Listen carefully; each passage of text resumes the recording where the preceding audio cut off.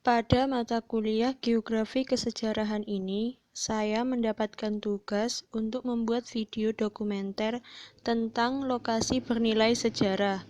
Maka, saya memutuskan untuk menjadikan situs candi bernama Candi Sanggrahan sebagai lokasinya. Perjalanan saya ke candi tersebut memakan waktu sekitar 45 menit perjalanan menggunakan motor. Candi tersebut berada di Dusun Sanggrahan, Kecamatan Boyolangu, Kabupaten Tulungagung, berbatasan dengan Desa Wajak Kidul, berada di daerah yang dekat dengan pegunungan, namun tepatnya di tengah pemukiman warga. Candi Sanggrahan, di mana dalam Kamus Besar Bahasa Indonesia berasal dari kata sanggrah yang artinya singgah atau beristirahat sebentar, namun penduduk sekitar lebih mengenal candi tersebut dengan nama Candi Cungkup.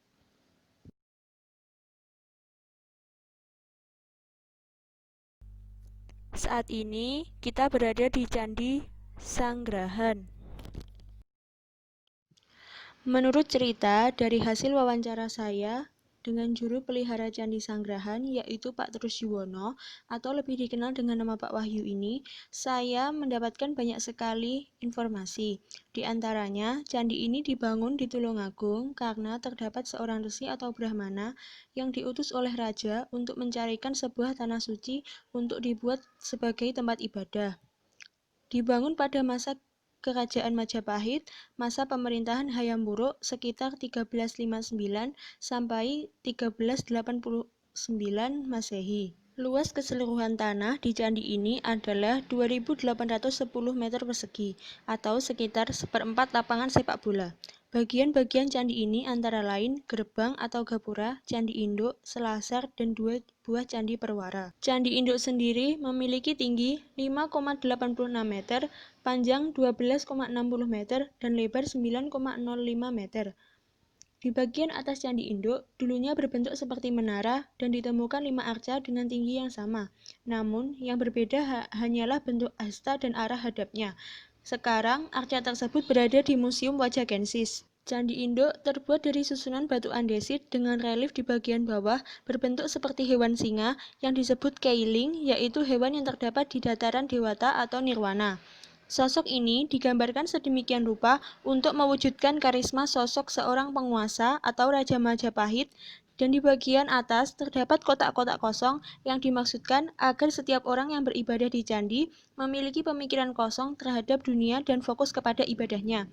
Sedangkan pagar dan gapura terbuat dari batu bata merah. Sedangkan yang disebut candi perwara adalah candi pendamping candi induk yang berguna untuk menaruh sesajen berupa tumpeng atau hasil bumi. Menurut cerita, pada zaman Majapahit, candi ini digunakan sebagai tempat singgah dan beribadah oleh para rombongan seorang putri Majapahit yang bernama Gayatri. Beliau merupakan seorang ratu sekaligus ibu dari raja-raja besar Majapahit yang mengadakan perabuhan kepada nenek atau ibunya.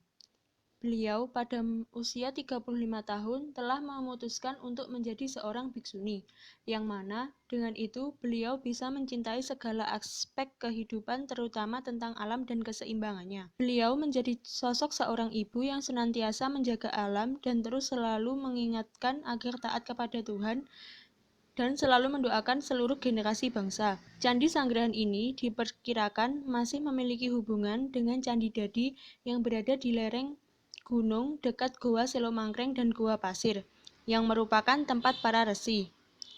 Yang mana pastinya dalam proses dari seorang ratu menjadi seorang biksuni, beliau belajar di sana. Selain itu, tempat yang tinggi dianggap sebagai tempat para dewa. Diceritakan, rombongan dari Majapahit melalui Sungai Brantas menuju Candi Sanggrahan ini di mana membutuhkan tenaga yang ekstra, sehingga sebelum memasuki candi, mereka beristirahat melakukan briefing tentang tata cara dan tata krama sebelum masuk candi. Tepatnya di sebelah utara candi, yang mana di sana terdapat umpak atau 4 tiang pancang penyangga pendopo seperti yang terdapat pada bangunan joglo, terdapat pula sumber mata air dari alam untuk mensucikan jiwa dan raga. Posisi candi saat ditemukan adalah 2 meter di atas tanah dengan kondisi sekitar yang merupakan rawa-rawa.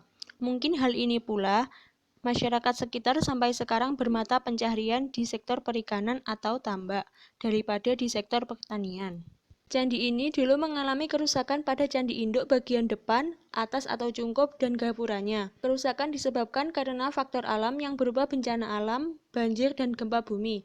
Selain itu juga akibat masa-masa penjajahan, pergeseran masuknya keyakinan, dan faktor manusia yang jahil atau menjadikan sebagai koleksi pribadi. Namun, pada candi induk sudah mengalami pemugaran. Pemugaran dilakukan oleh pihak terkait sejak tahun 2014 sampai sekarang. Sekarang tinggal bagian gapura yang belum selesai. Konstruksi yang tidak utuh pada gapura itu dipugar dengan digambar secara manual dan pada batu bata merah asli diberi nomor sebagai tanda atau tengah sehingga bisa dipasang secara urut dan sesuai. Sampai saat ini, candi masih digunakan sebagai tempat beribadah, perayaan, atau berdoa lintas agama. Ada pula dibuat sebagai latar atau tempat perekaman tarian-tarian tradisional seperti saat ini.